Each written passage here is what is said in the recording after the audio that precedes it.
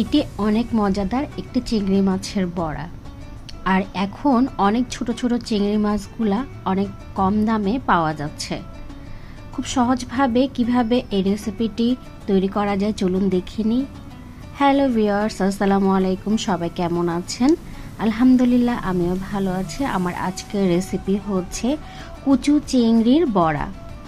তো প্রথমে এখানে আমি কুচু চিংড়িটাকে নিয়ে এসেছি। ছোট ছোট নদীর যে চিংড়িগুলো হয় সেগুলো এখন অনেক পরিমাণে চিংড়িগুলো পাওয়া যাচ্ছে।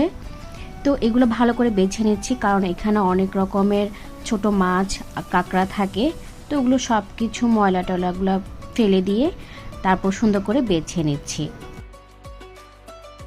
এরপর মাছগুলো ভালো করে ধুয়ে নিতে হবে। ঝাঁঝনির মধ্যে নিয়ে ভালো করে ধুলে ময়লা বাড়তিটাও চলে আসে, আর পানির সাথে এগুলো ভেসে যায় না। এরপর চিংড়ি মাছটাকে আমি চেপে বাড়তি পানিটাকে ঝরিয়ে নিচ্ছি।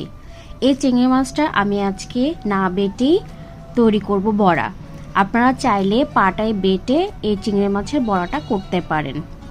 তো এর জন্য আমার কিছু মশলা রেডি করতে হবে। সেখানে কাঁচামরিচ আর কিছু পেঁয়াজ নিয়ে আমি ব্লেন্ড করে নিয়েছি। এরপর এখানে ধনে পাতা, তারপর বাটা যে পেঁয়াজ আর কাঁচামরিচ সেটা দিয়ে দিলাম। সামান্য একটু জিরা গুঁড়া দিয়ে দিলাম, আর একটু হলুদ গুঁড়া দিলাম। এরপর দিব লাল মরিচের গুঁড়া, সেটা অপশনাল, না দিলেও চলে। এরপর ভালো করে মিক্স করে নেব। সাথে দিব লবণ। লবণটা বুঝে দিতে হবে। এখন ভালো করে মেখে নিচ্ছি। আপনারা চাইলে এখানে কাঁচা গোটা পেঁয়াজটাকে কুচি করেও দিতে পারেন। অনেক সময় কুচি করে দিলে পেঁয়াজটা পুড়ে যাওয়ার সম্ভাবনা থাকে, তাই আমি পেঁয়াজটাকে বেটে দিয়েছি। এরপর ডিমের মধ্যে চুপিয়ে তারপর ভেজে নেব। আর খেয়াল রাখবেন চুলার জালটা যেন মিডিয়াম লোতে থাকে, কারণ বেশি জালে এটা পুড়ে যাবে আর ভিতরে কাঁচা থেকে যাবে। তাই একটু সময় নিয়ে আস্তে আস্তে বড়াগুলো ভেজে নিতে হবে।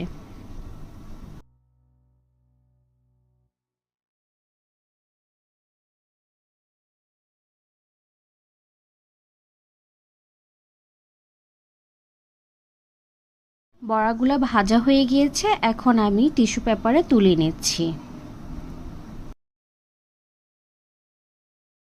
আমাদের বাসা রোডের পাশে হওয়ার কারণে বিভিন্ন গাড়ির আওয়াজের জন্য ভয়েস দিতেও অসুবিধা হয়। তো এগুলা কেউ কিছু মনে করবেন না, আমি চেষ্টা করছি সুন্দরভাবে আপনাদের কাছে বুঝিয়ে দেওয়ার জন্য ভয়েস দিয়ে। এরপরে সেকেন্ড ব্যাচগুলোও ভেজে নিলাম। এখন দেখতে পাচ্ছেন খুব সুন্দরভাবে বড়াগুলো কিন্তু ভাজা হয়ে গেছে।